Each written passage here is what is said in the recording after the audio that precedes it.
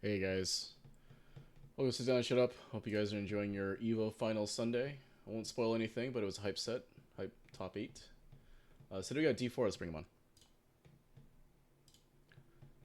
Hey D4, can you hear me?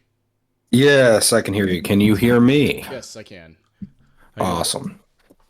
Oh, pretty good, pretty good. That was a good top eight set. Dude, it was pretty hype. I'm telling everybody, man, throw loops are hype. I don't care what anyone says. Go ahead. They're hype when you're outside of the grippers. I mean, I've never seen a crowd get so hype over a sim throw looping, but here we are, right? They're So French. Who knows what they're thinking? exactly. So welcome on, dude. So I looked at so you sent a message about what you were kind of looking for. I think you said defense, and what was the other thing? So varying, trying to become less predictable and neutral, Okay, right? okay. Yeah, so you said, what did you put here? Put defensive options and improve neutral game by becoming less predictable. Gotcha. Okay, so when you say less predictable, is it like you kind of feel like you're doing the same options over and over again, or do you feel like it's like somehow your opponent gets kind of a read on what you're doing and then you get hit, right? Like I something. feel like I'm rotating, Okay, okay, but the results say otherwise. gotcha. Am I rotating too predictably? Gotcha. I guess would be layer two. Gotcha. So it's like I'm gonna make an adjustment, but that adjustment gets kind of adjusted back sooner rather than later. Immediately. Yeah. Yeah, Gotcha. immediately. Gotcha. Okay. So let's That see. and I know we've played, and man, just the first button out of neutral gets counter hit every single time. Yeah, yeah, yeah. Yeah, Yeah, and it's I mean, I know we play a lot, right? So part of that is kind of, there's some read happening there. But also it could just be that, I happen to pick an option that was beating yours, right? Like I don't always go right. into every game going like, "Oh, I'm going to know exactly what my opponent's going to do," right? As much as I wish I could. So anyway, so what we're going to do is run a first of three, like kind of get a sense of like where you're at, what you might be struggling with, kind of see if the things you're talking about are manifesting.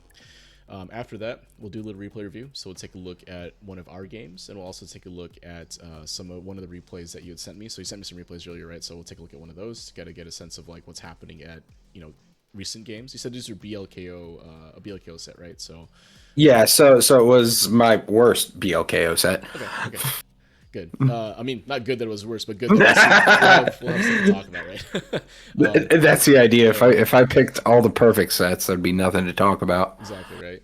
We'd be nitpicking small things, which is less interesting for this stuff like this. Then after that, we'll do a little lab work if there's a situation that we want to kind of deep dive into. If there's anything like that, we'll hop a training mode, kind of go through that. And then at the end, if there's time, we'll run the first three, run it back. And if there's any adjustments that I offer you, you can try to see if they work or not, right? So if that all sounds reasonable to you, go ahead and queue up, and we'll get started. Alright, so I'm going to deafen during this part while we run our set, mostly because I talk a lot and I don't want to impact anything you're doing, so I'll be deafened. Also, I may not rematch right away, again, because I'll be talking about what I'm seeing. So you may see the timer run down to like 2 or 3, don't worry, I'm still here. So, good luck. Yep. Alright, D4. So, I played them a good amount in NFC. I think this might be, you know, one of 100 matches we probably played at this point. Something I did notice is that they do tend to go for a little bit more of the hard read in neutral, right? So, San shoes, that type of thing. So let's see what happens here. Nice. Ooh.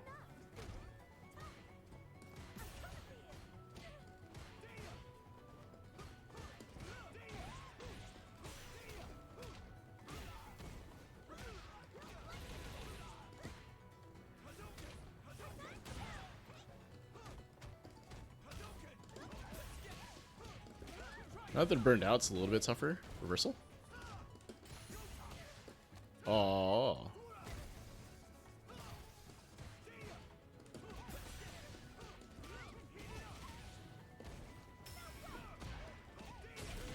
They went for D-Rev there. Yeah, I see what they kind of mean defensively. They kind of waited too long to reversal there. They could have reversal at any point before that, I suppose, with a super. But I guess they didn't want to do that.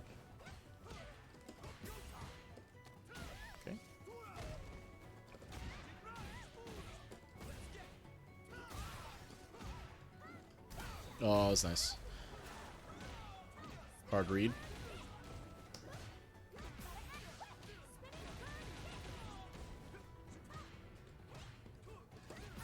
Oh, I should be dead, right? I wonder if there's a conversion rate to got me level 2. So, what I am seeing in neutral, though, is that they're kind of not... they're kind of wanting to play at, like, Chun's crouching medium kick range.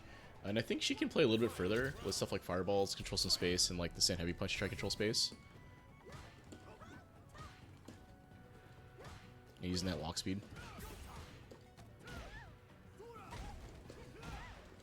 I'm gonna try to press something there.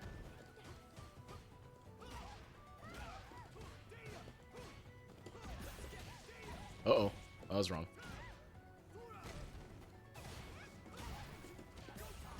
I see what they mean. So, the defensive selection there, right? When it comes to when you want a reversal, typically you want to do it before the last interaction, right? Because the last interaction generally ends up being like the most obvious time to reversal. So they could have done other things there. I was obviously just trying to do meaty strikes, meaty throws. They could have reversal through any of that.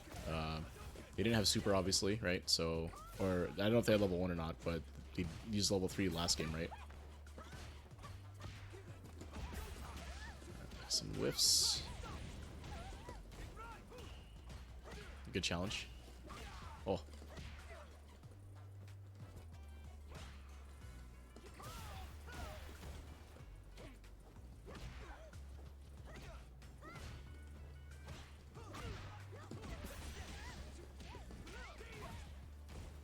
Man, I have been dropping that left side. Nice. Uh-oh. Oh, not enough health for that.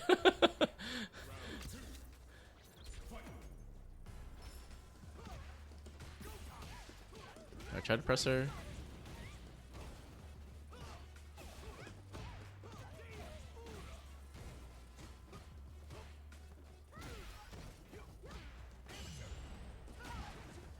Alright, so I guess that wasn't a true string, because I just tried to tap parry there and it went through.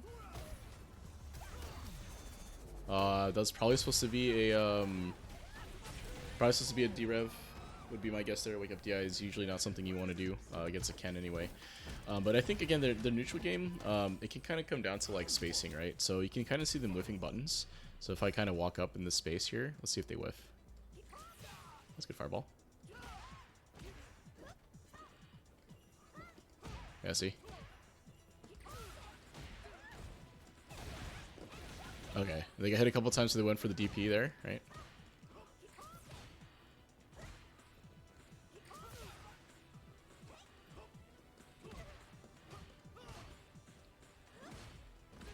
Oh, that was nice. I probably should have went for a faster button there.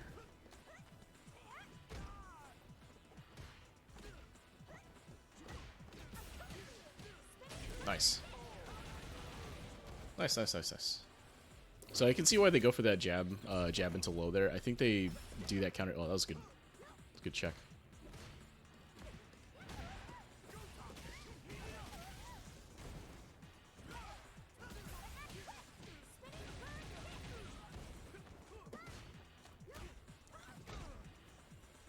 Uh-oh.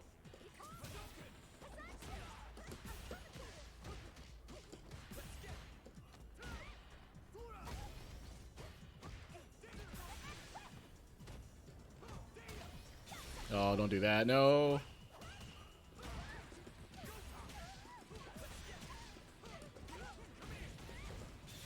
Oh, that's unfortunate. In Burnout, the Jinrai is going to be safe. Can't super against it there. You got to get a hard read and delayed it enough. Yeah, that's unfortunate.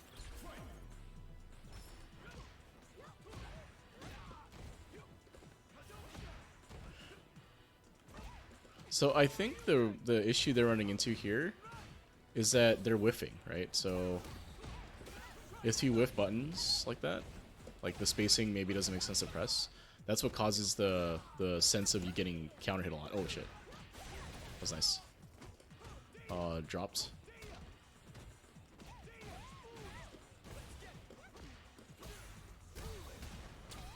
Oh. Oh, and I drop it.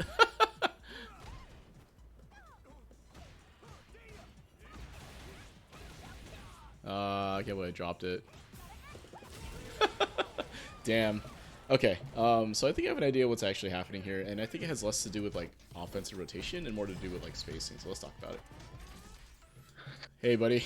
I dropped my super at the end. Well, what do you think? Okay. So there was the one drive impact in the corner that was supposed to be a drive reversal. Yeah, I yeah, just yeah. didn't realize you do it that much. But no, when you got me in the corner, Hmm. you know, you tricked me 4 times. Mathematically, I should be able to see it. One of the three. Yeah, it's tough You because know, the offense that I run tends to really be strike throw dependent, right? And that's just Ken. He doesn't really have like an overhead like that, like other Shotos have. Doesn't really have any sort of tricky high-low left-right type mixes or anything like that. It's really just when you wake up, am I going to do some sort of strike throw or am I going to shimmy you or something like that, right? So it yep. comes down to kind of can you play rock paper scissors effectively, right? So I'm sharing my screen in Discord, and we can talk about one of the games here, and I think we'll see what was happening in this game. So let me just bring up the replay here. Come on, CFN. So while it's loading, I think so. I think when we're playing, it actually has less to do with the sort of the rotation of your options, like you were talking about. So it's not that you are necessarily needing to switch up what button you're pressing. The more pressing issue ends up being that you were kind of spaced a little bit poorly for some of the buttons. So there were a few whiffs and a few other kind of situations where you got counter hit or whiff punished, right? And a lot of that ends up being spacing for the most part. So Okay. it has less to do with. So there's it kind of goes. There's two parts to it that go into it. But the first and most important thing is end up being spacing, right? So, and we'll see once I get the replay loaded, I'll talk more about it. But the idea is that the space you're standing at should dictate what button you can press, right? So the closer you are, the faster your button probably should be, right? Well, put it the other way, the farther away you are, you can get away with pressing bigger buttons because that's the goal. They have that range, right? So they have range to Right. reach that far. Of course, the downside is that they're slower. But as you get closer and that range matters less, then it becomes more about can you get a button out before your opponent does, right? Because the offset of the light's range is, the range of the light being shorter is offset by the speed, right? So Right. let me bring up a replay here, and this should hopefully show what was happening. I think this is the one. Oh, I'm a little quiet, kids. Okay. Oh. Turn up my volume here. Okay. I think. Is it this one? I think it was this one. The last one. Yeah, let's take a look here.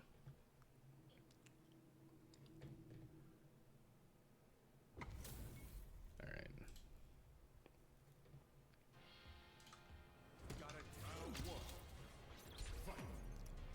All right, so I'll let this play out a little bit, and then once we find a situation we can talk about, we'll talk about it. So hopefully you see my screen in Discord, right?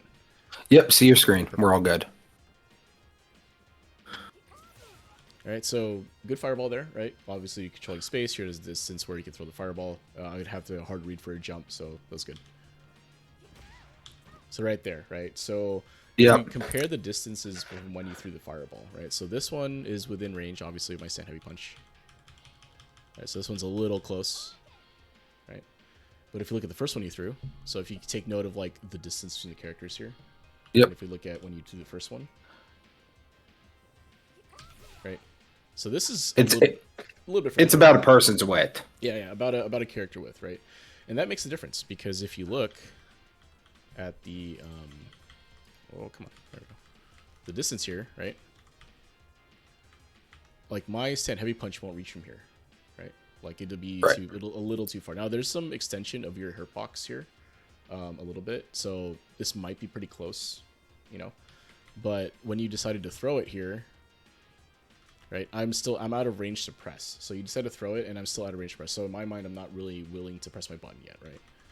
So then you throw your fireball, I'm backing up, and I get hit, right? Oh, I must have hit the... There we go. So if we look at that first one, right, you got through. But then the second one you did is what got hit, right? So let's just Right. replay this again. All right, so this distance with the fireball, you threw it where I probably can't hit you with my stand heavy punch. This one you threw when I can't hit you with a stand heavy punch, right? So it's like the space thing that I was talking about applies to fireballs as well, right? So like when you decide to throw a fireball, you know, what you're saying is essentially I'm going to take this huge startup relative to other buttons, right? This huge startup to get a hitbox that extends out pretty far, right? Now for Chun, obviously it doesn't go full screen, but you know, it's basically a long range poke, right? So you're at risk of getting interrupted if you throw it too close, right? That's what happens here. But this is what I mean when I say that it has more to do with space and not necessarily rotation of options. Because if you are throwing and picking buttons that are, and using buttons in situations where you're too close or maybe too far potentially, that's what gets you hit, right? When you play against an opponent that is paying attention to that spacing, they're looking to see what space they can try to hit you at, right? So you saw I didn't press when I was farther away, even though I might have been able to hit you on the first fireball. But in the second fireball, I pressed because I was close enough to hit you, and you happen to throw a fireball, right? So that's kind of what happened here, right, in this situation. So I know we spent a lot of time talking about these two fireballs, but I think it highlights the point is that the space between the two characters, again, dictates what you should and shouldn't do. I won't say can and can't do because you can do whatever you want, right? Like Right. But the list of options that make more sense, you know, should change based on how far or how close you're standing, right? So like if you're point blank, you're not gonna throw a fireball, right? And I think that's fairly obvious. And if you're full screen, you're probably not gonna press a light because that's probably not gonna hit you. It's also fairly obvious. But when you talk about like this subtle interaction here, the fireball you threw was just a character with closer, and it was the difference between me getting hit or blocking it versus you getting counter hit, right? So Right. yeah, so right here, right? So these buttons here. Yeah. Right, so obviously this is too far, right, for your back heavy.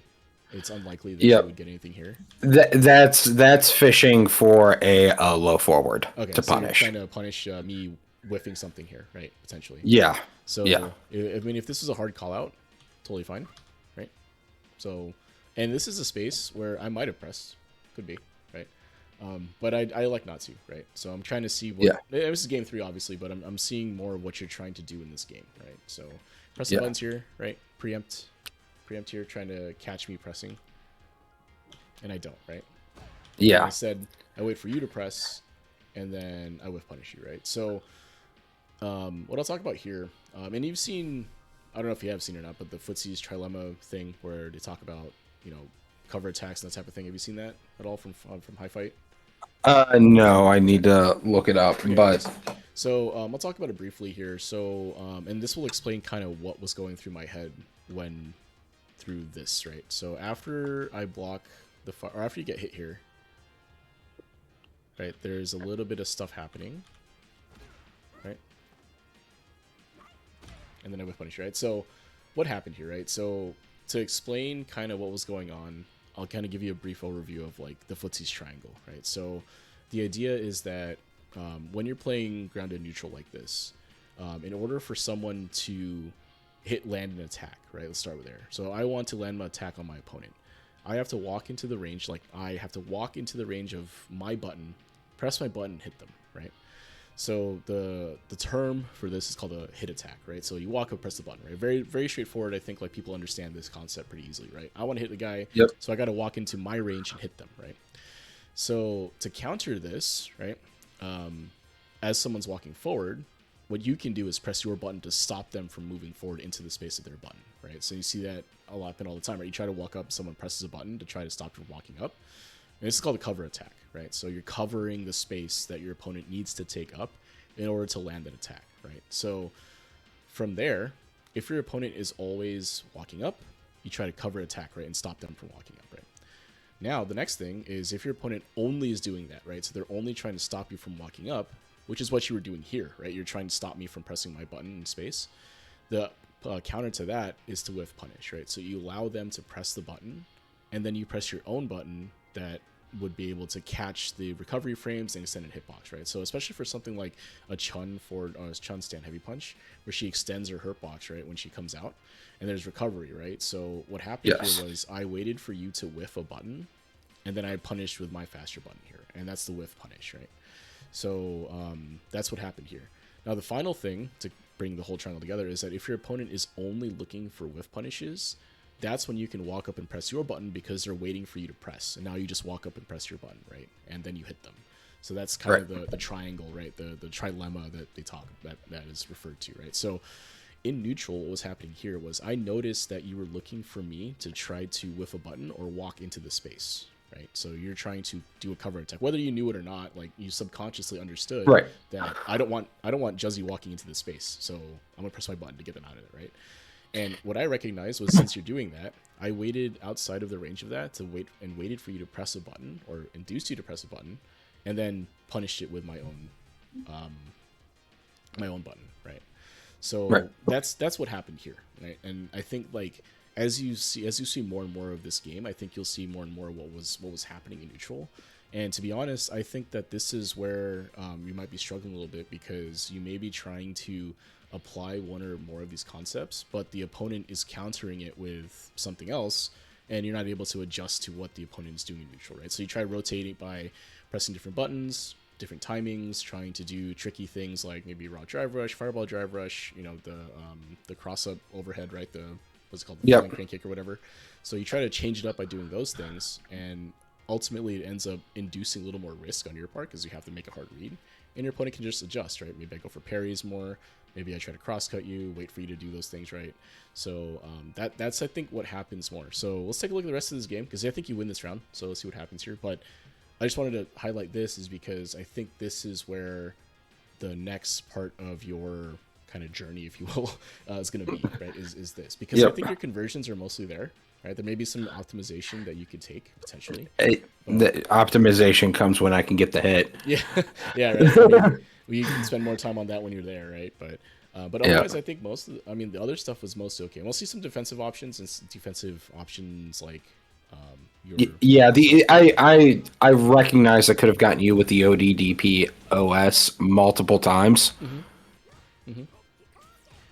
But it was just a failure to execute on that. It's tough, right? Because you're trying to play neutral. Like your mental stack is all about, I got to defend jumps, I got to defend drive rush, dragon lashes, buttons, and then block drive rush and crap, and you DP. And by the time you recognize it, the moment's already passed, right? So that's just playing more. I think some more desensitization, right? As you get better at recognizing situations, stuff becomes more automatic, right? That's just how it is. Yeah. But you saw it here too, right? I think there was another whiff punish here, right? So there's a sweep, good reversal here, right? And here you're trying to catch the wake up crouching medium kick, right? From me. So I just end up doing something else, and that's what catches you. So sorry, guys. Yeah, that's what a lot of other Kens do is wake up, try to catch you walking back. And I do it a lot too. Let's not kid around about that. I do that a ton. But what I'd recognize was that you weren't backing up, right? So you were trying to preempt my button, right? Because if I had woken up with a crouch medium kick, this would catch me, right? So like what you did here. Oop.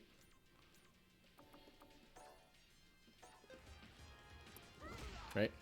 So that totally works, right? So this is a good counter to that option from me if I choose it, right?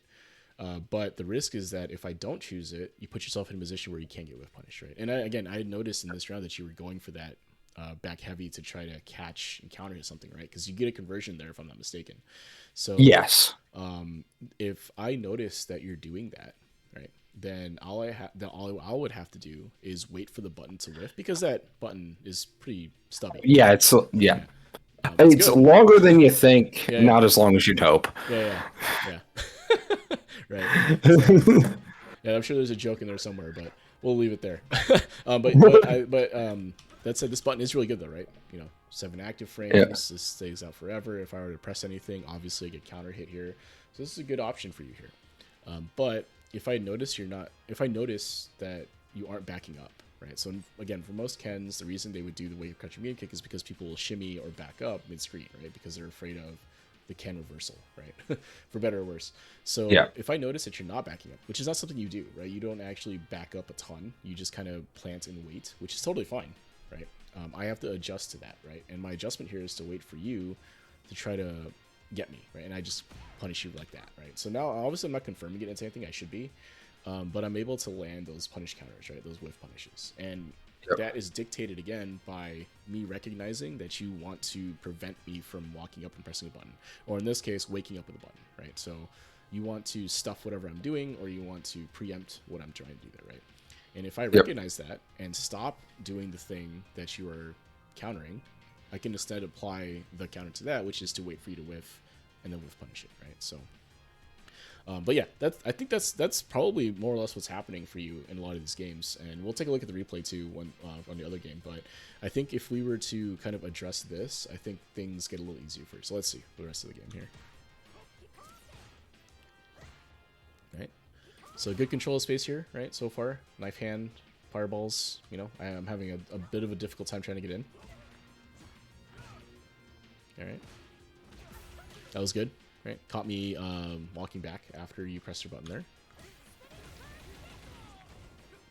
Okay, throw, good. All right, good stuff here. So I try to jump out, I do. But with my cross up here and get killed for it, right? So if you look at this game, though, I mean, you won it, right? Because you had more of the... Yeah, you ended up landing more conversions overall. Or not overall, sorry. But the conversions you did land did more damage, right? So you see, I hit you a bunch, but it didn't convert to anything, right?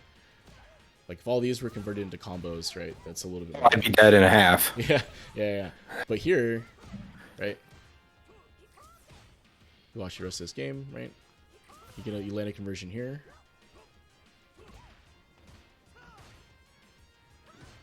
Right here, right? Oh, actually, I was pressing, so caught me counter hit, right? Right here, I take a throw, and then I get poked a little bit in the corner, and then I just died because I didn't land my cross up properly, right? But you see, though, right, is that your conversions ended up doing more damage, right? You had less of them, but did more damage. But I didn't do any combos to you, and it was just pressing buttons for the most part, and I took half your health, right? If you look at that. Yeah. So if I were a better player and those were getting converted into actual damage one way or the other, right? Maybe it's a drive rush, maybe it's, you know, some Mutos conversion, whatever. And each of those conversions was 2,000 damage instead of 500, 600 damage. You know, you might not have gotten as many interactions, right? So something to keep in mind. But I didn't convert anything, so you were able to take that one, right? So it's good stuff. I think this was a rough one. It's a good check here. Chun forward, forward medium punch, I think. Is a really good check here. Yeah, forward or back medium punch. Yeah, ideally, if you have charge there, you get a fireball or some sort of small conversion, but the check is good, right? Checking itself is good enough a lot of the time. Right, so right there.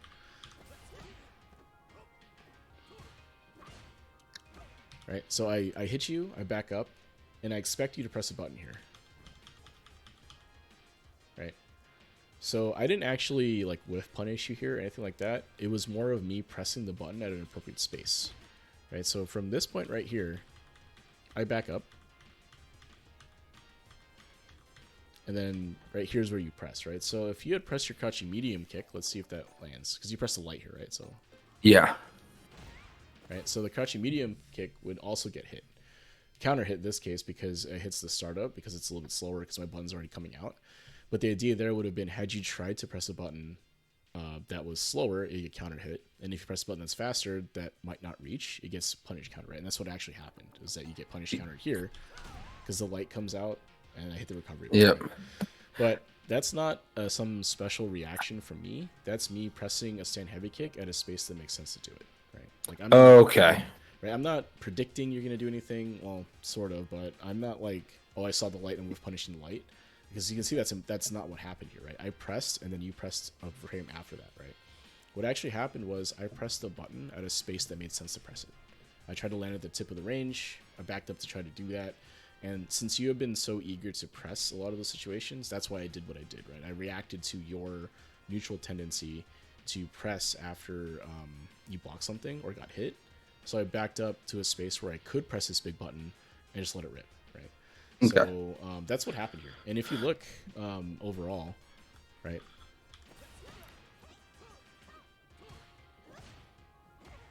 Right? So even if you didn't do anything here and you just continued blocking, right? That button will still land, right? It's not going to whiff.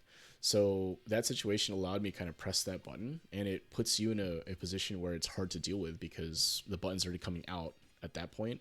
It's going to hit you, and if you react to the light, you get punish countered. If you react to the medium, you'll probably get counter hit, right? Medium heavy get counter hit, right? So that's the type of thing that comes up that people don't always realize. And sometimes because you're in game, it's like, oh, that guy just whiff punished my light. Well, not really, right? What actually happened here was I pressed the button out of space that made sense, and your button happened to whiff, right? So, like I was. So you're saying everybody I'm playing isn't whiff punishing gods? Probably not. Probably not. Okay. Like to be perfectly honest, probably not, right? Most of like of course when you watch the pros play, they're probably whiff punishing at a rate that's higher than your average player, right? But for the most part, like people aren't necessarily whiff punishing in that sense, right? Maybe Right. heavies, right? So like Ken heavies, Chun heavies, right? There's a couple of them that you can react to, but for the most part, I don't think people are whiff punishing like that, right? You'll see them. What's more likely happening again is that you're trying to preempt something and they just happen to press the counter to it, right? Or they don't press. In the case that of here, right? Or it's like, oh, I'm trying to preempt you with crouch medium kick, but if you don't press crouch medium kick, I'm gonna get counter hit because my button's gonna whiff, right? And then the recovery of my whiff takes longer than you to react and press the button, so that's what happens, right? That's a very Street Fighter 6 thing because Street Fighter 6 has more of those recovery frames, right? And more pushback. So like the space becomes way more important than just the frame data, right? So for you, I think in particular, I think you try to preempt or at least cover the space in front of you more often. You choose to do that more often than the other things, right? And that's not a problem necessarily, right? You can play Chun in that manner very well because you're playing a more defensive playstyle that's reacting to walk-ups and then reacting to situations where you're close enough where you can try to counter hit, right?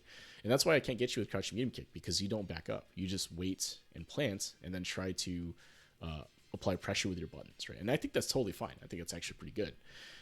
The issue just ends up being that sometimes the button you're choosing is out of range for it.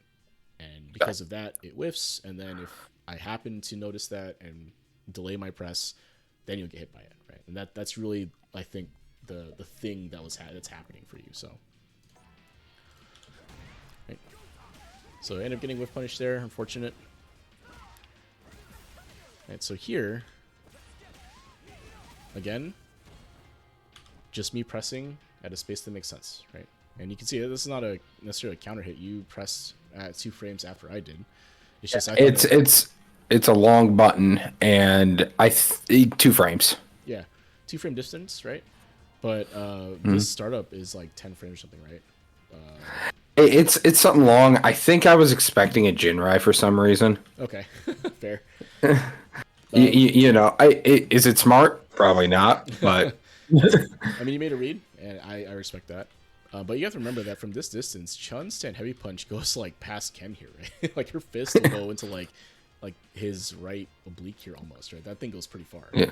So if you were to press something else here, right? So from this distance, what could work, right? So back medium would probably be it. Right. So here, because of the speed, let's see if we can get this to. So we want Ken to press this button. So you're obviously backing up here, and this is the space right here that you wanted, right? So right here. Yeah. So that's for the start of my button anyway. So if we do something like this, right? Maybe that counter hits from that distance, right? So a faster button at a distance that'll reach. Maybe something like this. Yeah. Right. Crouching medium. Yep. Right. Whatever the conversion is from there. So if you look then in that scenario here, I pressed the button that I thought made sense to me at a range that made sense to me. But if you had pressed your medium button in that case, you probably would catch the startup of my stand heavy punch, right? So obviously Ken, when he does the stand heavy punch, his hitbox extends a little bit, right? So you can interact. You're probably interacting with that had you pressed at the timing you pressed, but with a different button, right? So a button that is faster and would catch that startup, right? So again. Space dictates that, right? So I was probably a little too close for the button that I wanted to press, but you pressed the button that was big and got counter hit for it, right? So again, not like end of the world type stuff here, but if I convert this, right, it might be a little too far for a stand like kick, but I could drive rush, drive meter, right? Corner combo from Ken, that sucks. But again, like It's all spacing here, right? I'm not making some Yeah, like godlike read on your movement. I'm just waiting for a space to make sense and pressing a button. Okay, and that's what happens. Wake up with the crouch medium kick, catch my walk forward. And then now it's like, oh, I've been counter hit and like punish countered a lot, so let me try to mix up what I'm doing and go for like crane kicks and stuff, right? yeah. Ooh, nice. So that I didn't believe. I just didn't hit confirm. I thought I was just going, no way he's getting hit by this. Yeah. So how did this happen, right? Let's take a look.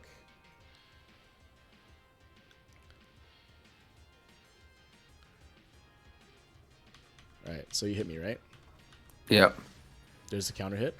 So normally, if you throw right away, right, this should be a throw, right? So if you do this here,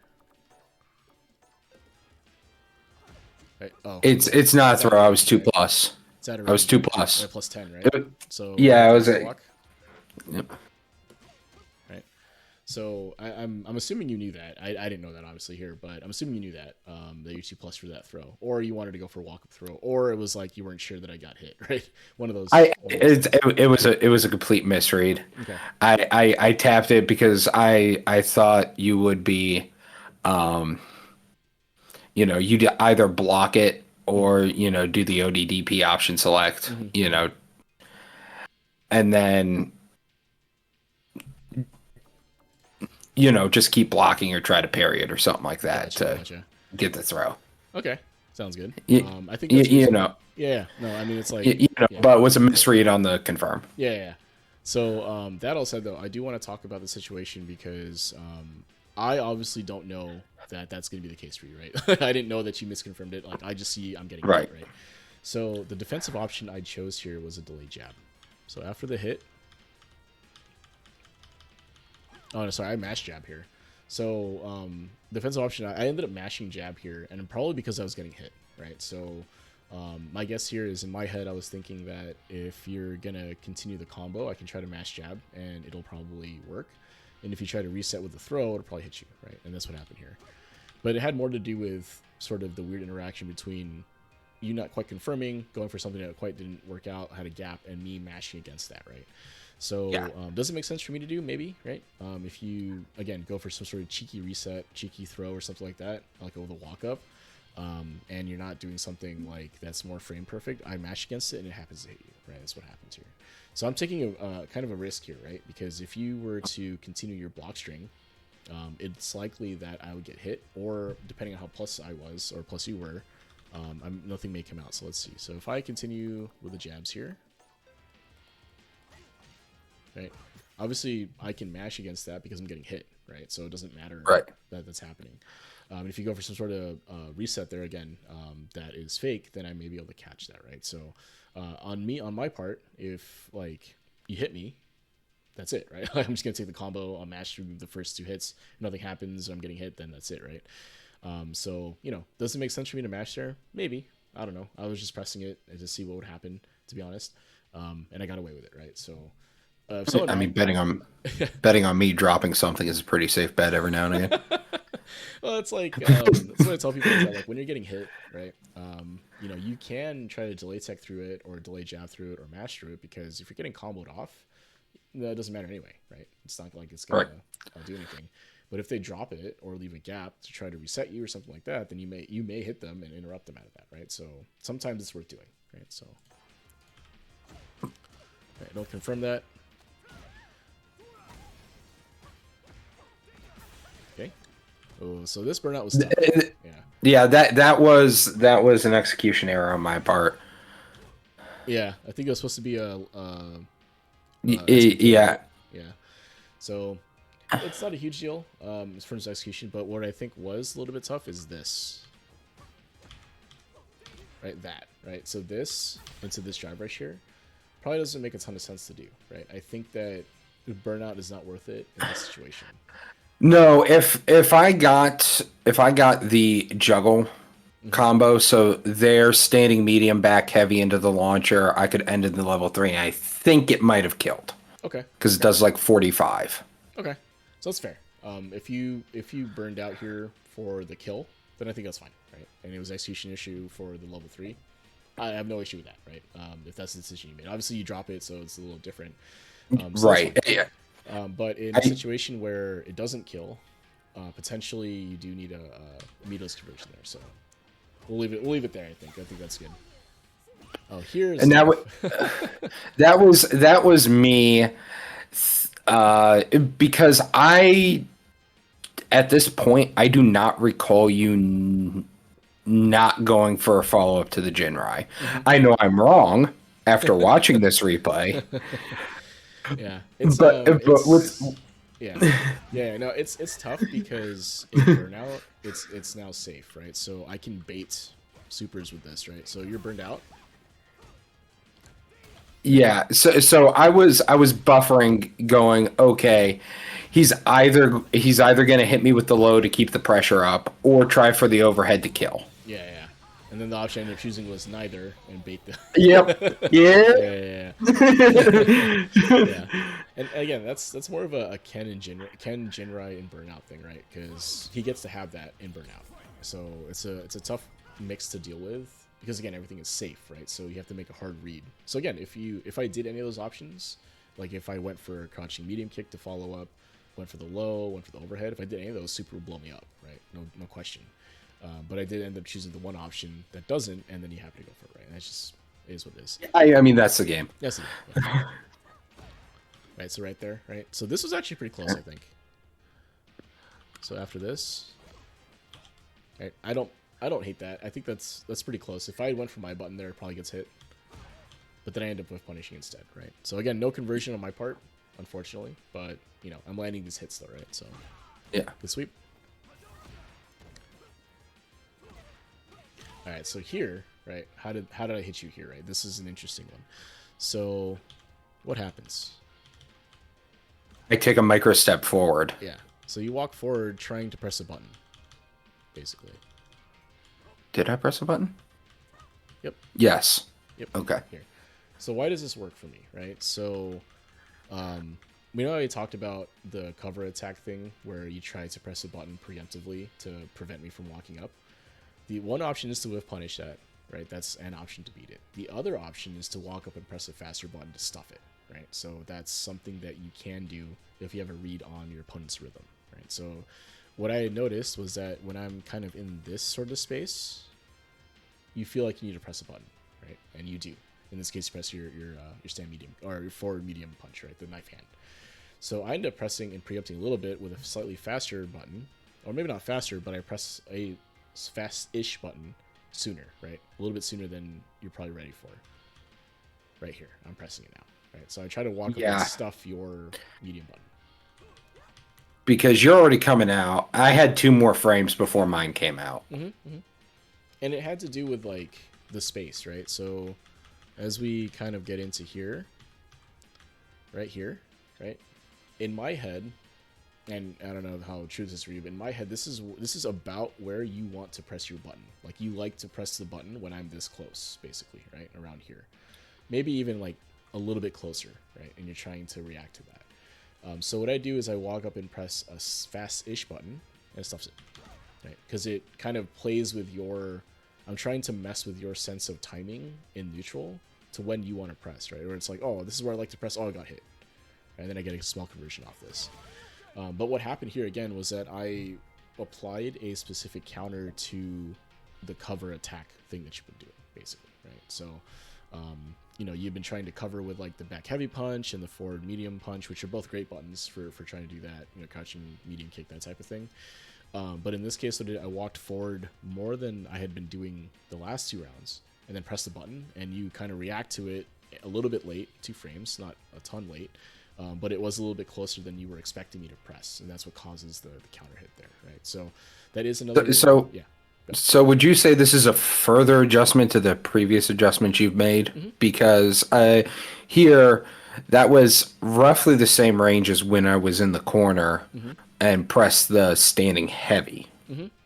Slight adjustment. Okay. Slight adjustment, yeah. Yep. But I'm also kind of trying to change up the neutral game aspect too, right? So if I do the same thing over and over again, eventually you'll catch on, right? So And you did, right? In there's situations where you're able to catch me walking back or catch me preempt me here. So what I try to do is change up that rhythm and that neutral timer. Because like when you think about it and you watch like Street Fighter, like and you watch the games and watch people play, there's a definite like rhythm that comes out a lot of times in neutral, right? Both players moving back and forth. They have a certain like timing to it. The space closes open certain space, certain rates, right?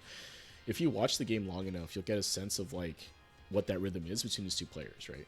And then both of these players are trying to disrupt the others, right? They're trying to get them to press buttons when it doesn't make sense for them, trying to get them into spaces that are uncomfortable, that type of thing. So what I'm trying to do here is to try to make you uncomfortable to press, right? So if you press, you get whiff punished. If you press too close, you get counter hit, right? And then what happens eventually is you're like, oh, I don't want to press because I'm getting punished every time.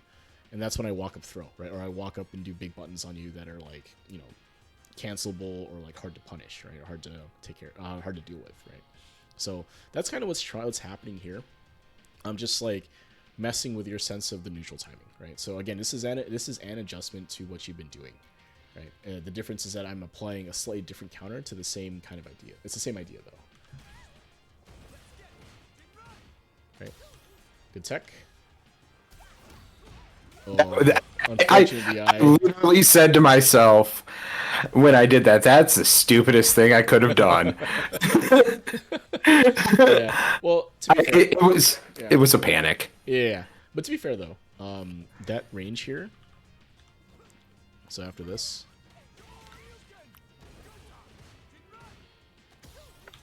this is prime for me to walk up and stand heavy kick you, right? So if I had done what I had been doing the last two interactions, stand heavy kick or stand medium kick for Ken, none of those are cancelable. So this is actually an okay response to what had been happening in neutral.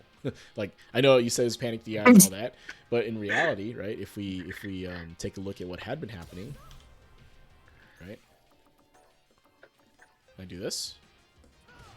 Oh, gotta change the timing a little bit. Right? Yep. It works, right? Similar to this, right? Same thing. So, like, at that range, funnily enough, this is actually a good counter to what I've been doing to you, right? So, it's, again, it didn't quite work out because I didn't, but I mean, it's funny because when you think about it, right? Like, after it didn't work, you're like, oh man, that was so dumb. But if you consider what had been happening the last game or two, it actually doesn't, it's not the worst read, right? You're making a hard read on something that I'm going to do, right? And actually it would work on the two buttons that I would likely press in those ranges, right? So it's not wrong, right?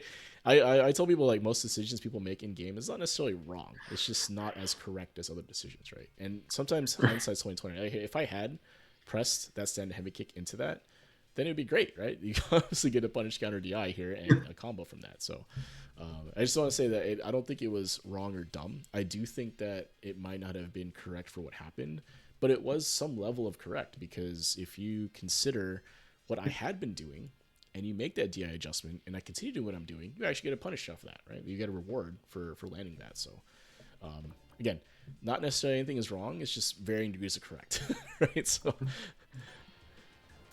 doesn't work out though, unfortunately. So take all here.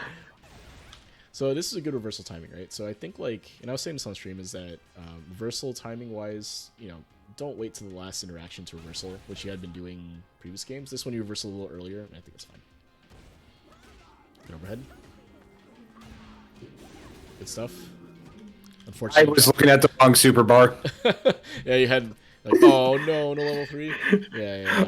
I was gonna go into level 2 to the safe jump. Hope you parried. Oh, okay. And then here I think I was looking at the wrong health bar. And I drop it. So anyway, it should have been good, obviously, but you get a chance here, so let's see what happens.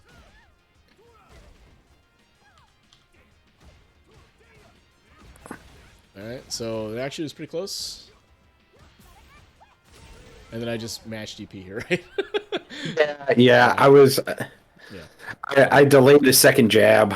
Yeah, and I went for it, right? But you can see though, like I think like if we talk about what you've been running into, I think it just is that, right? At least for against me in particular, is that if your opponent adjusts to the neutral that you're doing here, which is that sort of defensive reactive neutral that covers people walking up, If I apply a counter to that, then it becomes difficult for you to play neutral, right? And from there, you feel like you're guessing all the time. Then you feel like you have to take more risk in neutral, do Hazanshus, falling crane kicks, right, jumps, that type of thing. You take more and more risk, and then eventually you end up losing because not all those gambles pay off, right? You get anti-aired, your mix-ups get dealt with in terms of neutral skips get dealt with, right, and then you take damage for it. So, Yep. cool. So let me bring up one of the replays, and while I'm doing that, any kind of questions so far you're thinking? Yeah, I would just recognize it by the fact that I'm getting counter hit frequently. Okay. And Yeah. then I could cycle to, if they're whiff punishing, I just delay. Against someone that is whiff punishing, you would be able to walk up. You potentially be able to Walk walk up. up and press. Yeah. Okay. That would be the idea there, because they're waiting for you to press a button, right? So they're expecting you to not like walk up. They're not necessarily expecting you to walk up and press, right? They're expecting you to whiff a button when they walk in, right? So, yeah. I mean, how do I describe it? It's like, so like the classic whiff punish, right, is someone walks into the range of your button, walks out of the range to induce you to press it, and then they whiff punish the button, hitbox, and recovery, right? So Yep. a general counter to that is when they walk into the range, instead of pressing right away, you walk forward as they walk back and press their button, and you press your button to catch them, right? And the reason this works a lot of the time is because forward walk speeds are generally faster than back walk speeds. So if they walk into the range and instead of pressing, you just walk forward and press your button, it's likely that you'll catch them and get into range of your button before they can react to press theirs, right? So that's kind of what you would do. It's very hard, don't get me wrong, because it's like kind of scary to walk up into somebody's range, right? Yeah. But that is typically how you would counter what's happening there. But yeah, that's ideally Yep. what you do. So. Can I ask which replay is this? This is game 3 of BLKO. Okay. So it's the Okay. replay. I was starting to get tilted at this point. Okay.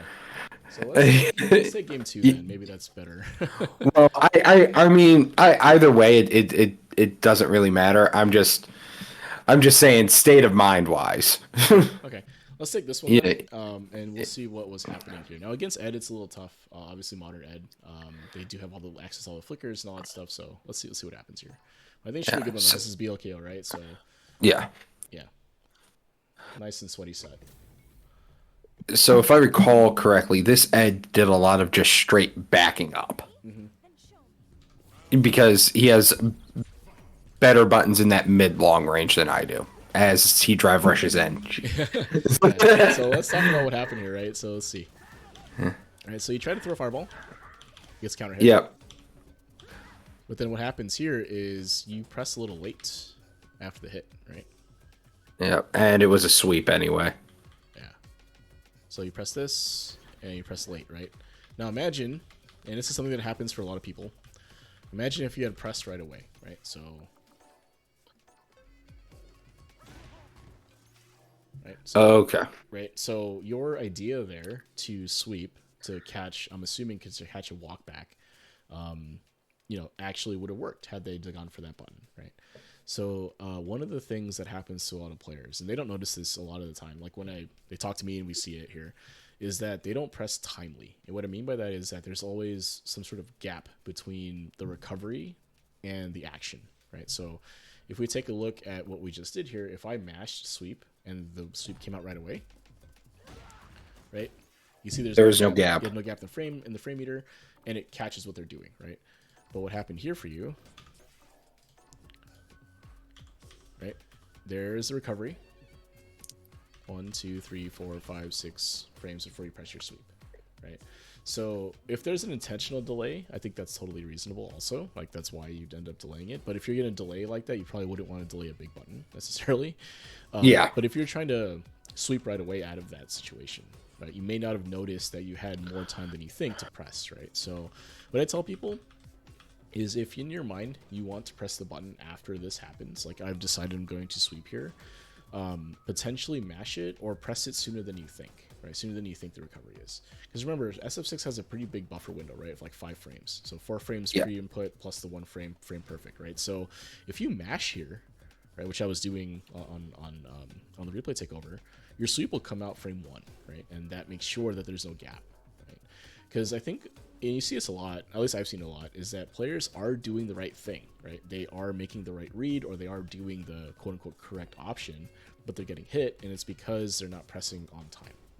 They're not pressing timely, if you will, right? So something to work on and consider, like, you know, in the future when you notice it's like, oh, how did I get counter hit there, stuff like that on recovery, take a look at the replay and see if there's a gap or not, right? And you'll start to recognize those situations. Because again, like if you look from here, like Chun's recovery is done here, right? But she's still kind of reeling, right? Her model is still reeling, but you can interrupt this, right? The final recovery frames of your interaction, right?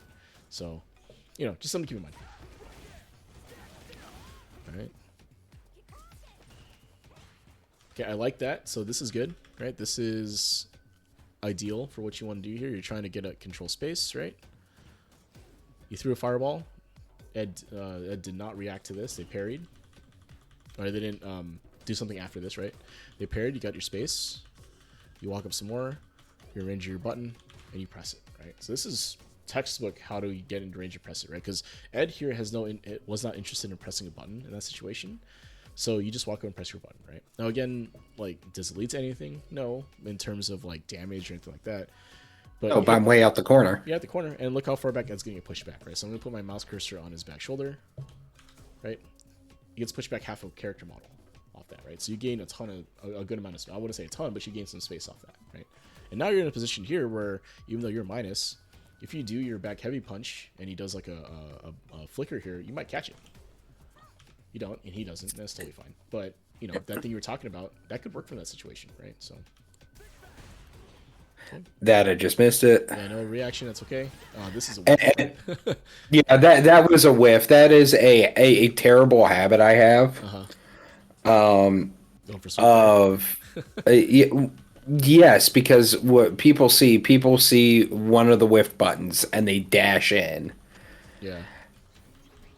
So you see the dash in there, you know, that's the idea. The timing that you pointed out as the problem isn't there. And a little bit far, right? A little bit far. So yeah, again, the timing and spacing isn't there. Exactly. If you're reading dash, I totally get it, right? Making a read on the movement, and that's the whole point of a sweep. Typically, is to make a read on the movement. It's like right here, they would dash right here, and then you sweep, right? But unfortunately, the Ed does not dash. Instead, you whiff this, and he just does a stand heavy punch. Right? So if you look, this is definitely a whiff punish, right? So 8 frames, 14 frames, 15, 16, 17, like 20 frames. This is well within reason for most people to react with a button, right? So you can see he reacts here, and it catches the recovery frames of your sweep, right? So this is 100% whiff punishment. So that's what I mean there, right? Is if you are standing at a spacing like that and you whiff, it's not terribly difficult to react to it, right? In that scenario. So ideally, try not to whiff heavy buttons with large recoveries because this is easier to whiff punish, right? So, and then you get auto comboed. Ed's auto combo is really good, and then he shames you. Yeah, and you know, perfect never feels good. Yeah. They had a chance. Oh no. Yeah, see, now I'm panicking. I'm just throwing out crazier and crazier buttons, and then he hits, and then he feints the fireball, and goes with the anti-air. Yeah. So right here, that's tough. This is a hard decision to make here because you're throwing the extra, throwing away the rest of your meter. You try to get this momentum back, but like what makes this hard is that if you consider best case scenario here, right? Best case scenario is what you hit them. And then you're in the same exact screen and same positioning here, right? Like nothing changes fundamentally, right? So the burnout there may not be worth it. So again, this is a hard position to come back from. Don't get me wrong, but you do need to consider like what you're gambling when you do that, right? Because like consider the risk reward. It's like, oh, I'm going to spend 2 bars for this fireball, and what's going to happen, right? Best case scenario, I hit them. Worst case scenario, they perfect parry it or jump me. But in either of those scenarios, it's kind of the same outcome, except in one of those I might be dead, one of them, and the other one I'm just out of meter and close to death, right? So it may not be worth the spend is what I'm trying to get at. So just consider that sometimes when you're looking at when to spend meter. A regular fireball would have accomplished the same thing without using meter, right? Because the idea would have been for you to control space so that you could walk up, right? Potentially try to get back in the game, but you don't need to throw an OD fireball to do that necessarily. Right, pressing buttons here to try to get through, and then fainted fireball Yep. gets jumped, right? So again, there I think like if you look at the interactions where you ended up getting hits, one was there's a missed sweep was one, and then one EXDP was the other, right? Those are the two big ones. And then from there it was kind of like some corner mix stuff where you got hit mid screen, but those are the two big ones, right? One whiffed sweep, and then one EXDP that got blocked. Right now, EXDP getting blocked is what it is, right? So yeah, that's I'm gambling in the corner, you know. And I think it was not the worst gamble, right? It had been going for meaty strikes and meaty throws, right? They went for a throw at least twice. So I think it's you made a read, right? You made the decision to reverse it, and I think it's fine. Because I think like, and I'll talk about it here, is that defensive option rotation, people talk about it a lot, but in reality what it boils down to is like, what do you feel, right? What are you feeling like? Do you feel like you want a reversal? Do you feel like it's got to be this or that or whatever? And that's kind of what ends up happening, right? The other way to think about it, this is what I sometimes do, is I pick something I'm going to lose to. Like, oh, I'm going to take a throw, for example, right? Okay, so now that I've decided to take the throw here, how do I try to cover and beat all the other options that could happen, right? Can I beat meaty strike? Can I beat shimmy? Can I beat neutral jump? Can I beat all these other things that might happen if I decided I'm not going to delay tech, and I decided I'm not going to instant tech? So since that defense decision's gone, let's see what else I can try to do, right? That's another way to consider it. But realistically, not everyone plays that way. You can play purely based on feel, purely based on playing rock, paper, scissors. It's totally fine. It's just that you have to balance how much risk you're willing to take, right? In this case, you're willing to risk it, totally fine, right? If it works out, great. If it doesn't, is what it is. But I do think that maybe your selection on each of those things could be adjusted a little bit. Maybe play with like how often you reversal, maybe reversal less, delay tech more, that type of thing. But I think defensively overall, you're mostly okay, right? Mostly able to get out of the corner, so. Sometimes you're just wrong. It's the nature of So he backed up at the end of that last round. So I am just staying still. Yeah. Because this is when I'm going, okay, you're just reacting to me coming in. I'm gonna make you come in. Also, a bit of it was just being petty as hell. And it worked here, right? So you frustrated them enough, or at least tilted them enough to walk forward, and you landed crouch medium kick, right? Like his look, right? So you do this kind of longer range thing, and then you hit him with a counter hit, you catch them walking back, right? So was this wrong to do? No, not at all. You changed up your neutral timing and rhythm. They had to adjust to it, and you landed a hit for it, right? So I think this is totally fine.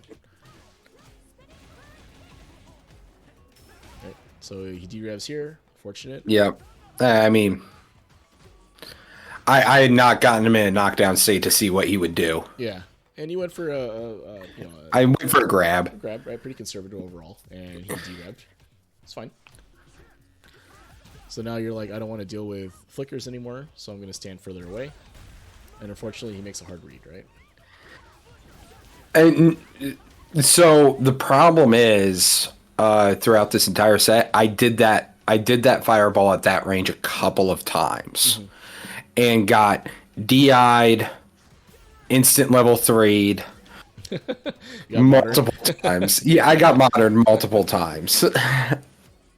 and it just wrecked my head. Yeah, it's tough. It is one of the main adjustments I think you have to make when playing against modern, is that you can't quite get away with the mid-screen fireball when they're ready to react, right? If they have super or something like that, it's very difficult to throw that fireball out, because you played Flash, right? And you've been reacting like the rest of us have been, right? And that's what happens, right? Is that and that's the control scheme's strength, is that they have the one frame super it's accessible to them, and they just have to react to a fireball, right? So when you see that situation, it really is more about situational awareness, right? Is that on the table for them or not? And that should go into your decision when you throw a fireball, right? So modern, same way, right? And again, if he DI'd you here, right, that's definitely a read on his part, right? That he DI'd you before the fireball came out. So, okay. Yeah. That was a silly sweep. Yeah. I sweep way too much. A little bit, yeah. I think you choose that option more. I do think that if you're trying to catch a walk back, you can go for a crouching medium kick, right? Even just a cancel into fireball. right, from the right Yeah. distances is good enough. It accomplishes the same thing other than the knockdown, but the idea is to control space, right? So, Yeah. okay. Parry bait. That time the sweep worked. And why did it work? Because you're in range for it this time, right? Yeah. The other sweeps were out of range, expecting a button. This one was in range, expecting the movement, right? So, like, because you were in range for the sweep, that's what made this work, right? I would imagine that, and if you look at those other ones, if you were in range for those other sweeps, you might have been able to actually hit them, right? And Chun's sweep is kind of good, right? Like, it's hard to punish that sometimes. So, if you Yeah, want to I mean manage yeah. that's why I rely on it too much is because not enough people know how to punish it. And it's tough because it's like -8 or something, so it's like you need a faster button to do Yeah. it. But here you can see, right? You're pressing sweep preemptively when they're out of range, right? And this causes the whiff. Now, if they were paying attention, like this is what 14, 19, so 35, 36 frames. Oh, they could have killed me twice. Yeah, this is game over, right? Stand heavy punch, OD flicker, right? Full conversion. Yep. Right? So again, be careful with the sweep here. If you're going to use it, I would say make sure, especially for Chun, make sure that it is going to land at the tip, right? That makes it the hardest to punish if they can't get one. Now, of course, Ed here can just mash level 1 or level 3 after that, potentially. Yeah. But, you know, that's just what it is, right? If you're going to use that tool, make sure you use it in a manner that gives you the most reward for it, right? Or at least minimizes your risk as best you can. Right, so here he just presses, right? Yeah. You try to walk up to press your button. Right, and it looks like you're actually trying to jump. Right, so you're trying to walk up and maybe jump, cross them up, something like that. That was a jump forward. Yeah.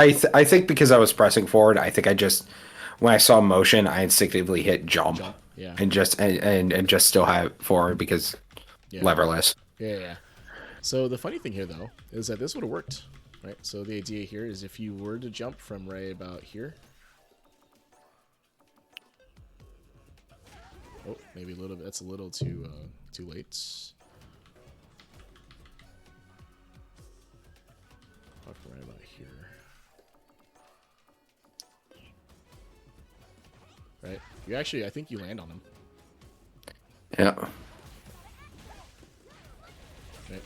So that could have worked. I think the idea of jumping could have worked. Now, if it was a panic reaction getting hit, then maybe that's not your intention there. But it wasn't my. I was reacting to his punch. I wasn't making a read. Yeah. But I just wanted to highlight that it as an option you could have done, basically. Yeah. I think you might be dead here, right? Oh yeah, I'm dead. Yeah. So, again, like what it comes down to, and we kind of saw it in both our games, is that it's the spacing aspect in neutral, right? So, you may not be close enough, or you're standing a little bit further than you expect to be, and you're trying to preempt buttons, right? You're trying to preempt someone pressing. Now, against someone that will press a lot, this is going to work, right? I have full confidence that if someone were to do a lot of wake up options from the spacing you were standing at, you would counter hit them a lot probably, right? And win games that way. But if your opponent adjusts to that and doesn't press, then you have some trouble, right? Because there you're in some trouble because you're not able to land your hits and you're kind of whiffing buttons, right? So what I would say is that, and I think this is something that I have offered to folks also, and I don't know how helpful it will be or won't be, but what I've told people to do in the past is to try to go in the training room and try to just land your buttons at the tip of the ranges, right? So if you were to look at what this could look like,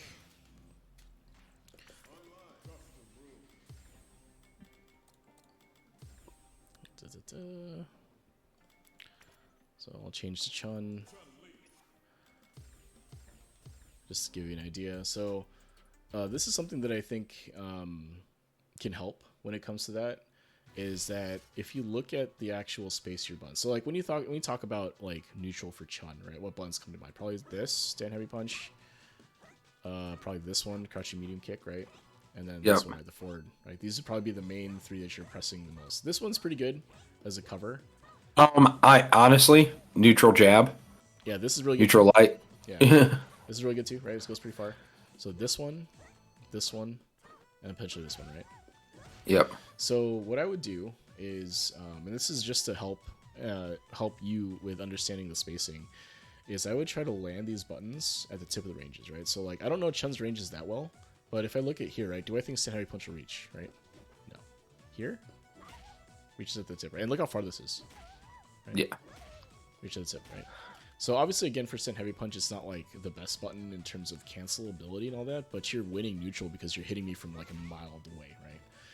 But the other buttons, like Crouching Medium Kick, like from here, will it reach? I think so, right? From here, maybe not, right? It's pretty close, but it doesn't. And so on and so forth, right? For your rest of your buttons. Like Stand Medium Punch, will this land here? Lands, right? Or if I do this.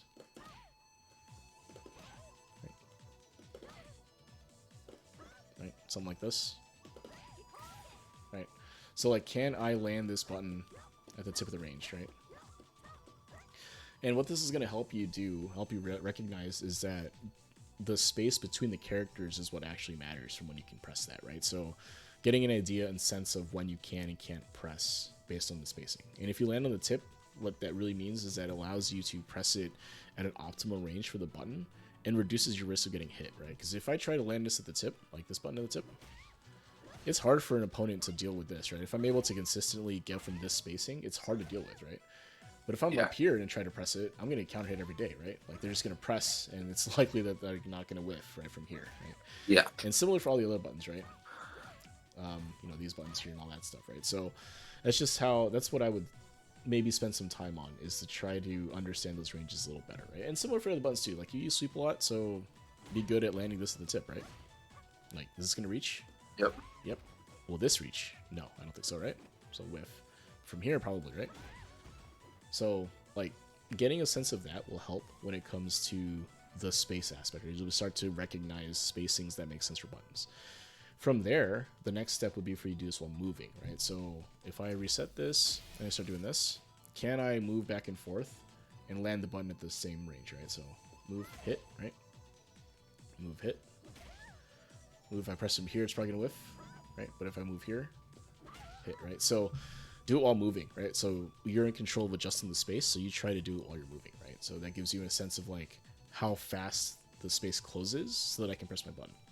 And then the final stage would be for you to go into Battle Hub or find someone and try to just press your buttons without whiffing them, right? So try to get into the ranges, make sure you don't whiff any buttons, that type of thing, right? So that'd be like the last stage of that kind of regimen. And you don't have to do it, obviously. I'm just offering you something that you could try if you're looking for something like that. But the idea would be for you to, if the better you understand the space, the easier the game gets, because the options that you need to deal with become less, if that makes sense, right? It's like, if I'm standing here, I don't need to worry about this at all, right? Like, this is not going to hit me. But if I'm standing here, right, you probably don't have to worry about a fireball or anything like that, right? Like, oh man, fireball takes forever to charge, huh? 45 frames. Yeah, feels like forever. But anyway, that's what I mean. You can't win a fireball war. Yeah. You can't win a fireball war. Oh, yeah. I mean, that's just what it is with Chun. Unless they're particularly bad at it, just raw numbers, you can't really win it. Mm-hmm. Gotcha. But yeah, I mean, that's what would help, I think. So once you have an idea of that spacing, right? Once you've done all of those things and you have an idea of your character space, the next thing you would probably want to do is start looking at other character spacing, right? And that just comes from playing the game, right? I don't advocate someone going to training room, picking every character, picking all their their pokes, and going through that. That's too much, right? Just play the game. What if it's to win a BLKO set?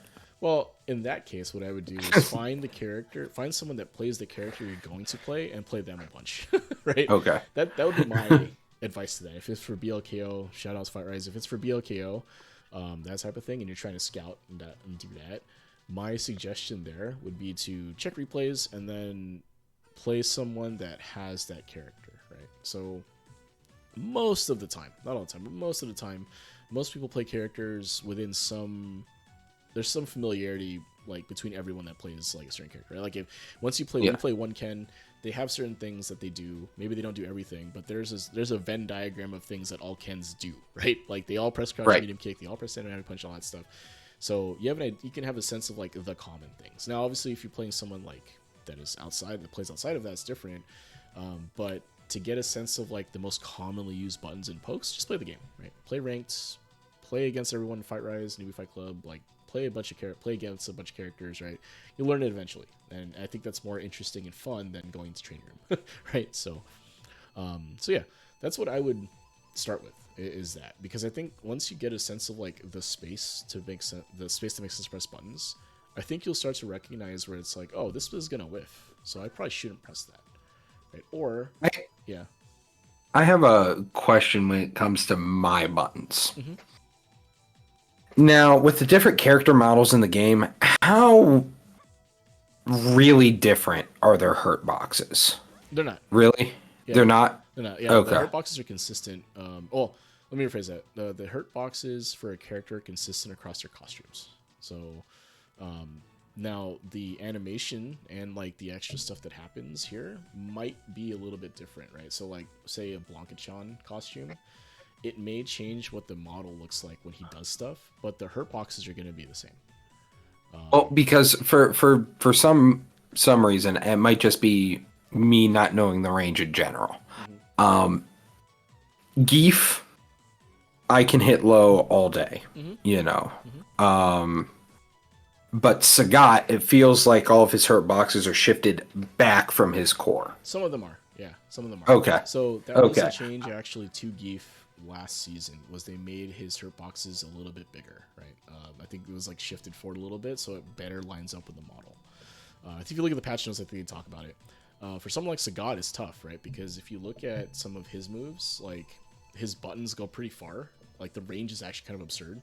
And some of them have disjoint hitboxes, right? So like they're further from that, right? So you have to look, if you're interested in what that looks like, you know, take a look at something like Ultimate Frame Data, that website, and take a look at the buttons, and you can see when the hitboxes actually come out, when the hurt boxes come out, and that type of thing, right? Because when I do something like this, can't quite tell if there's an extended hurt box or not here, right? So I think like where my mouse is where the actual hurt box ends up being. Let's actually put it right here. But it's kind of hard to see it, right? So realistically, what people do, I think, is if there is a button or something like that that you are unsure about, take a look at Ultimate Frame Data for SF6, right? That website, and you'll see when the actual hurt boxes come out. Because sometimes there's some weird interactions, right? Like I've seen it where like you press this, and Chun-Li's fist interacts with like the negative space between this character, and it lands, right? And a lot of times it's because when a character presses a button and they extend their hurt box forward, there's extra hurt boxes get added as they move forward. Or you're interacting, because remember, these characters are rectangles technically, right? So you're interacting with a portion that you don't see the model of, but that's still there, right? So even right here, right? See, like you're interacting with like her like the space in between, right? Yep. But it hits, right? So you have to recognize that they're rectangles. But yeah, big bodies. So like Geef, Marissa, they have slightly wider hurt boxes, right? For that type of thing. And Sagat, I think, is not as wide. So I haven't looked at the actual data, so I couldn't tell you either way. But okay, I just needed to know that they are different, and I'm not going crazy. Yeah. The hurt boxes themselves are different character to character for sure, but they're consistent across their costumes, if that makes sense. Right? Maybe that was the question, but yeah. It's from character to character, because generally where I'm looking for spacing is the core and the hips of the model. And that's usually a pretty good indication, right? Yeah. So for Chun, I think like if you look at her knee right here, I think this is where it is, because if I do this, actually it's her foot. Yeah, it's okay. Yeah, so you see like it's close, but it's not hitting, right? Yeah.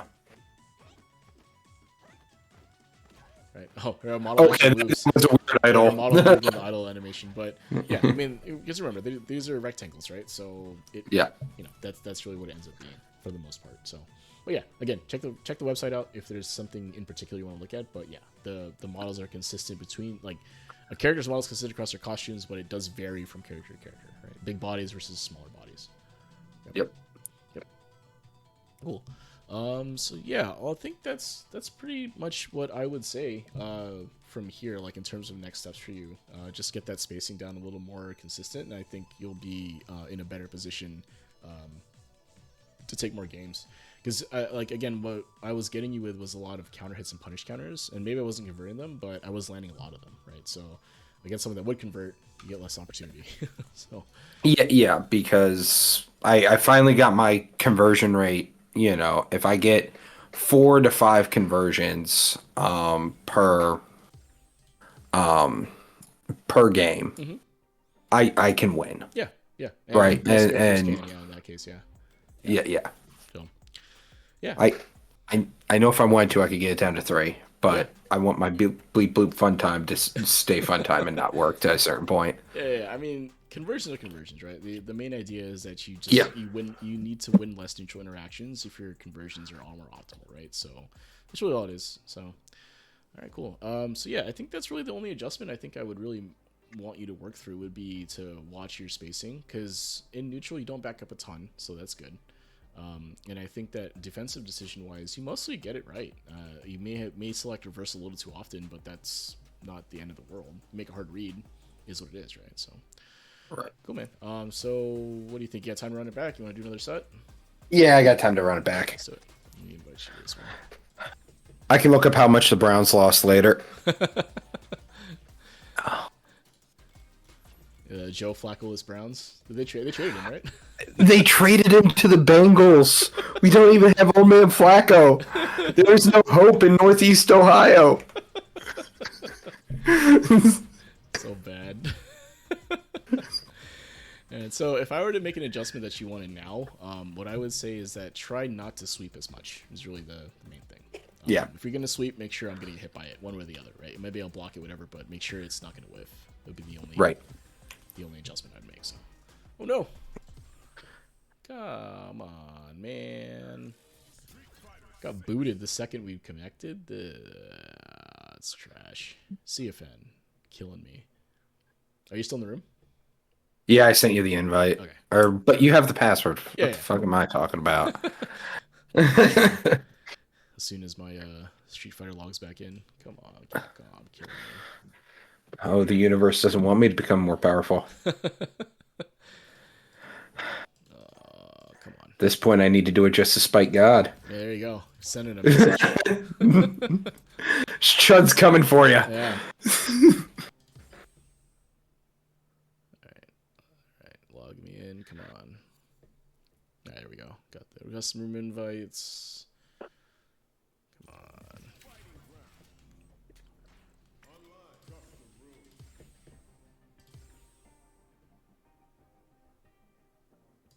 Alright.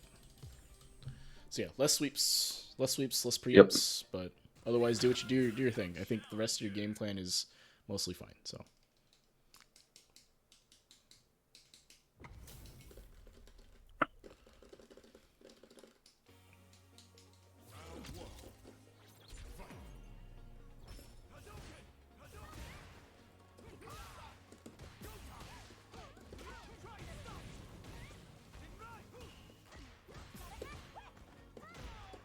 I tried.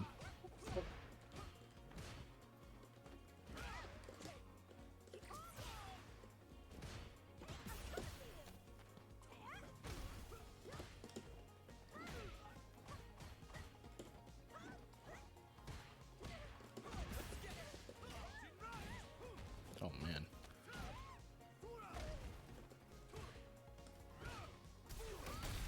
Shit. I thought you would sweep. I was in range of it, right? So. Uh-oh.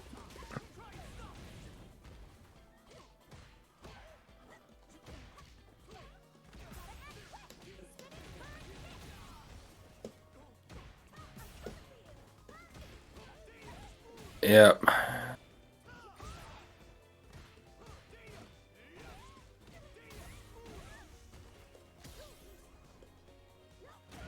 Oh. No, Oh. that doesn't cancel. That doesn't cancel. Didn't quite get it there. Yeah, I felt it. Saw the delay, like, uh-oh, it's not gonna...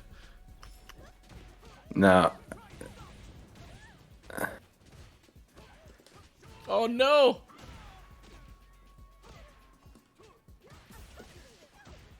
There it is again. Didn't...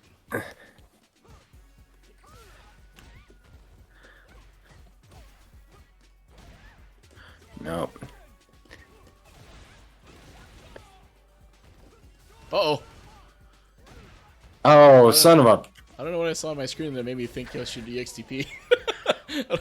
I dashed in. maybe I reacted to something, but you're like so far away.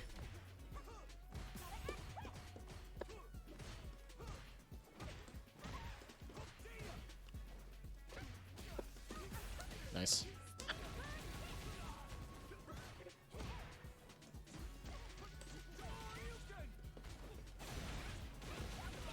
No, I'm out of meter. I actually don't mind that as much. Like burn out on your own terms, I guess. Nope, nope, you're baiting it. You're baiting it. Oh, I missed.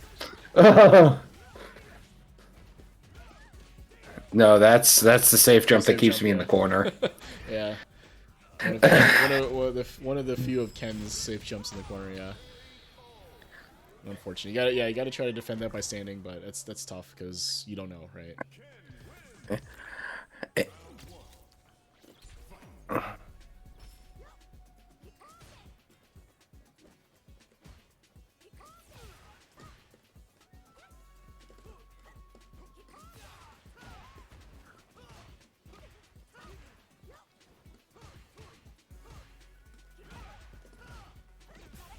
Nice.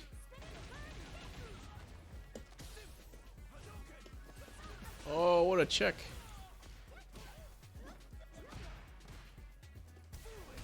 Yep. Oh, I don't think you can kill from here. It's fine. I don't think so, but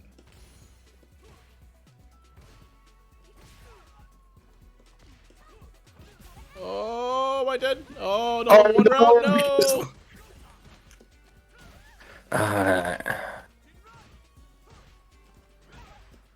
Oh, driver's cancel. I think it would have got hit anyway though, but it just parried and got punish countered for it. Oh, nice. there's a better punish, but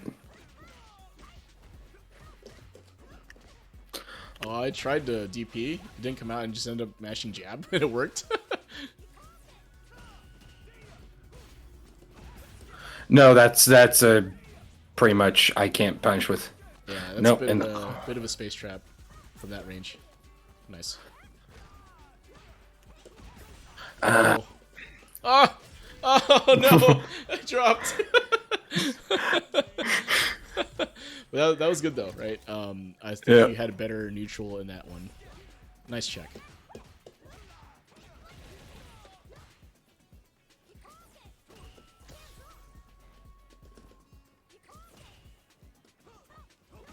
Nice.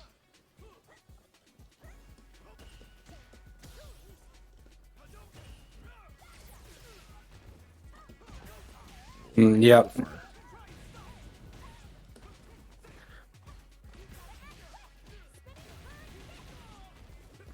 Oh no!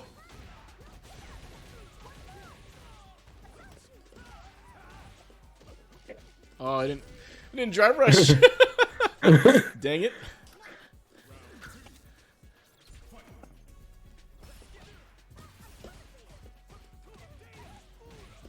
Yep.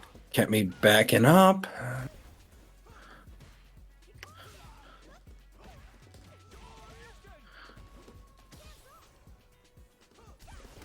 Oh. No. Panicked. Oh, it drops again? Come on. Oh, that was sick.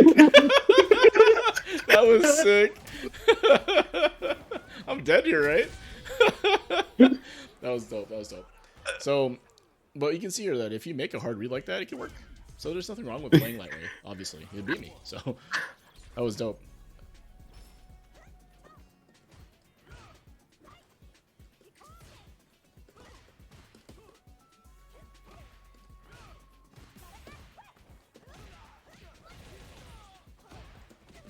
Oh, is that a ranger to throw? Yeah, that's what I'm wondering there.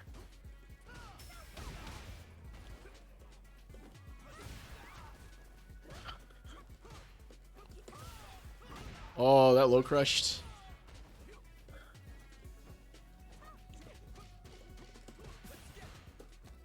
Yep. I had all the meter in the world. Well, Oh. Yep. Yep.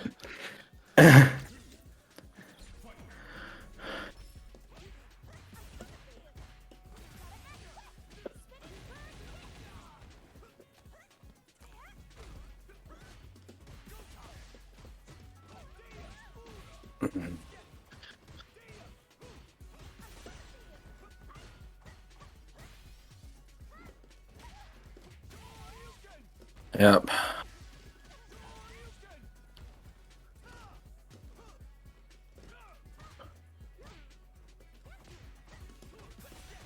Uh-oh. Yep. Oh, I didn't shimmy?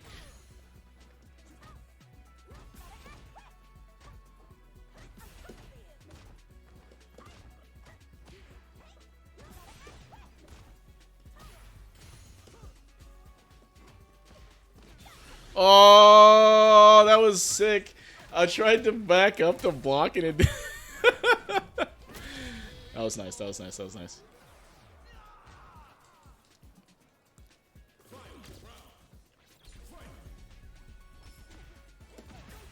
Oh. Nope. Nope. Uh-uh.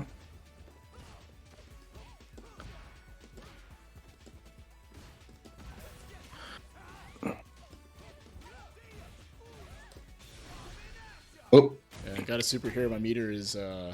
Yeah. No, that's a. zone. That's a good super.